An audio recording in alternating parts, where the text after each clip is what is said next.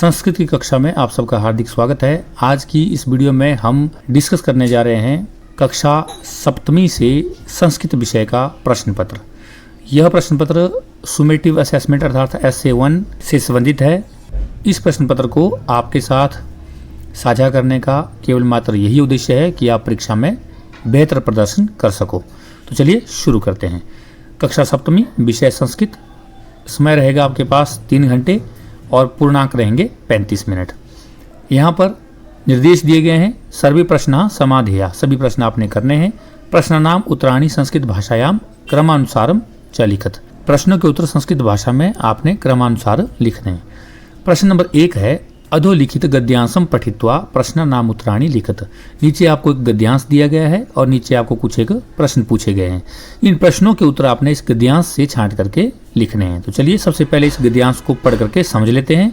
एकदा श्रीकंठ तेन सह प्रातः नववादने तस्य गृहम अगच्छत। एक बार श्रीकंठ उसके साथ प्रातः 9 बजे उसके घर आया। तत्र कृष्णमूर्ति तस्य माता पिता च सुशक्त्या श्रीकंठस्य आतिथ्यम अकुर्वन्। वहाँ कृष्णमूर्ति और उसके माता पिता ने अपनी शक्ति के अनुसार, अपने सामर्थ्य के अनुसार श्रीकंठ का अतिथि सत्कार किया। एतद् दृष्ट्वा श्रीकंठ अकथयत मित्र अहम भवताम सत्कारेण संतुष्टो अस्मि। ऐसा देखकर श्रीकंठ बोला, मित्र मैं आपके सत्कार से संतुष्ट हूँ। केवलम इदमेव मम दुखम यत तव गृहे एकोऽपि भृत्या नास्ति। केवल यह ही मुझे दुख है कि तुम्हारे घर में एक भी नौकर नहीं है। मम सत्काराय भवताम बहु कष्टम जातम। मेरे सत्कार के लिए आपको बहुत कष्ट होता है। मम गृहे तु बहवः कर्मकरा सन्ति। मेरे घर में तो बहुत से नौकर हैं। तो ये तो था यह हमारा एक गद्यांश जिसको हमने समझा। आपने इसकी हिंदी नहीं करनी है। जो नीचे प्रश्न दिए हैं उसके उत्तर आपने ऊपर से ढूंढने हैं। तो चलिए ढूंढते हैं। तो क है हमारे पास श्रीकंठ मित्रेण सह कति वादने तस्य गृहम आगच्छत। श्रीकंठ मित्र के साथ कितने बजे उसके घर आया। तो यहाँ पर मैं हमेशा आपको बोलता आया हूँ कि आपने जो प्रश्नवाचक जो शब्द है जैसे कति उसको हटा लेना है और उसकी जगह पर आपने भरना है प्रातः नववादने। तो ये हमारा उत्तर बन जाएगा पहले प्रश्न का। श्रीकंठ मित्रेण सह प्रातः नववादने तस्य गृहम आगच्छत। दूसरा देख लेते हैं। कृष्णमूर्ति तस्य माता पिता च कस्य आतिथ्यम अकुर्वन्। कृष्णमूर्ति और उसके माता पिता ने किसका अतिथि सत्कार किया। तो यहाँ पर भी कस्य की जगह पर आप लोग भरेंगे श्रीकंठस्य। कृष्णमूर्ति ही तस्य माता पिता च श्रीकंठस्य आतिथ्यम अकुर्वन्। तो यह हमारा उत्तर बन जाएगा। अगला है कस्य गृहे बहवः कर्मकरा सन्ति। अब यहाँ पर कस्य की जगह पर भरना है आपने कृष्णमूर्ति ही। कृष्णमूर्ति ही गृहे बहवः कर्मकरा सन्ति।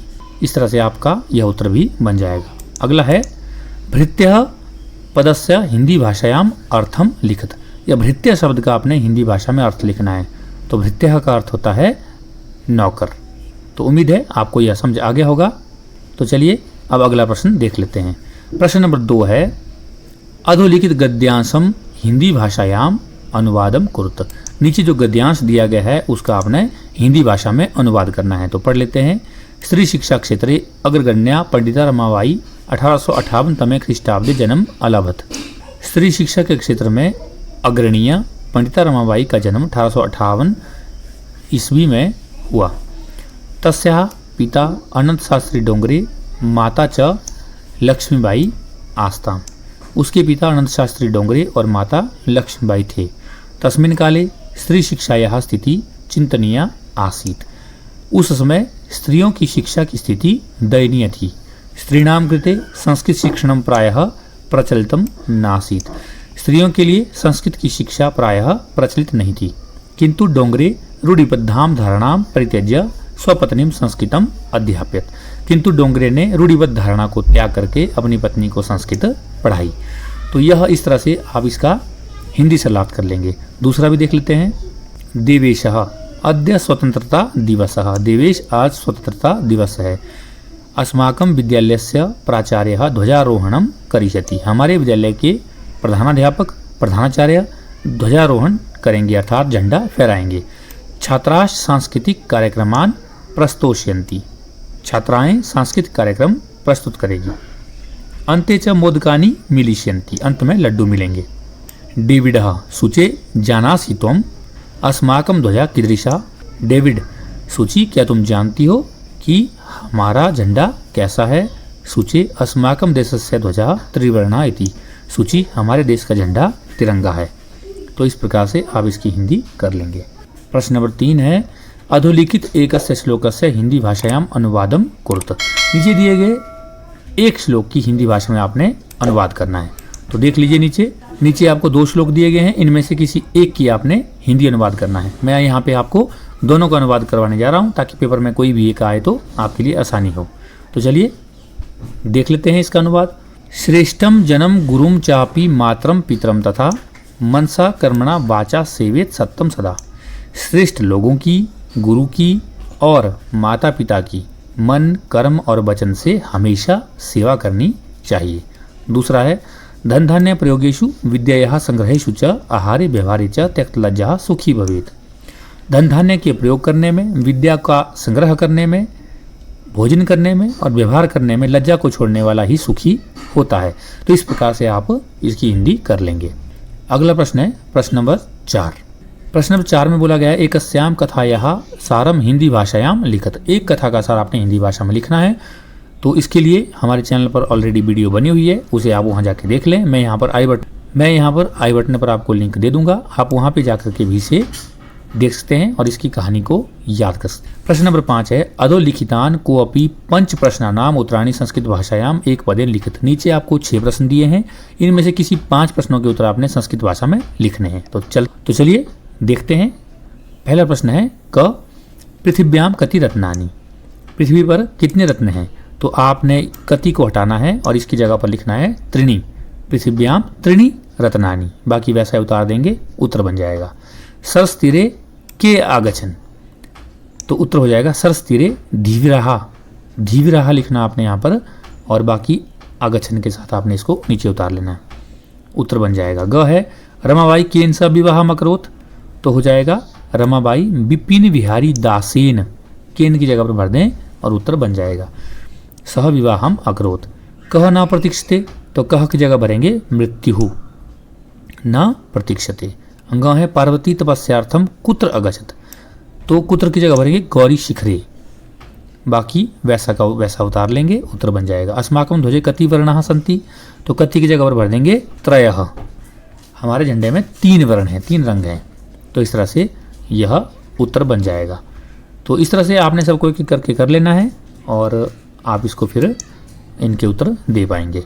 उसके बाद प्रश्न नंबर 6 है हमारे पास अधोलिखितान समयवाचक अंकान पदेषु लिखित। नीचे आपको समयवाचक अंक दिए हैं, इनको आपने यहाँ पर खाली स्थान में भर करके लिखना है। तो 7 बजे को क्या लिखेंगे? सप्तवादनम। 10:30 बजे को सार्ध-10 तो इस तरह से आप इसे लिख लेंगे। 7वां प्रश्न है मंजुषाता पदानि चित्वा रिक्त स्थानानि पूरयेत्। मंजुषा दी है आपको एक और यहाँ से आपने खाली स्थान में इन्हें ठीक ठीक करके भरना है। तो भरिए। पहला है हमारे पास प्रियम डैश सत्यम वदेत, तो क्या भरेंगे? प्रियम तथा सत्यम वदेत, प्रिय और सत्य बोलना चाहिए। मम शरीरे डैश हस्तौस्तः, तो भरेंगे द्वौ।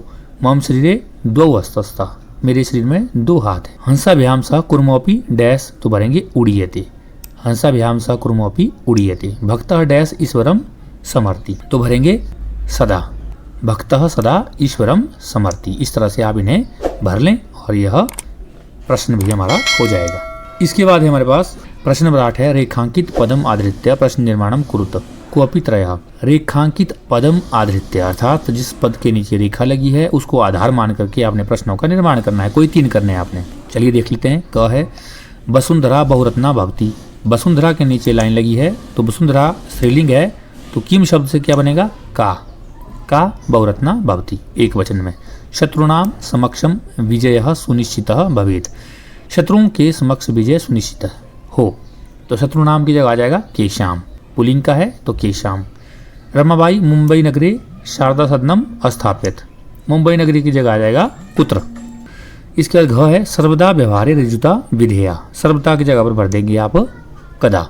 मैंने हमेशा आपको बोला है प्रश्न निर्माण करते हुए कि आपने किम शब्द को पुल्लिंग, स्त्रीलिंग और नपुंसकलिंग में याद कर लेना है ताकि आपको जो है अच्छे से ये प्रश्न निर्माण समझ आ जाए।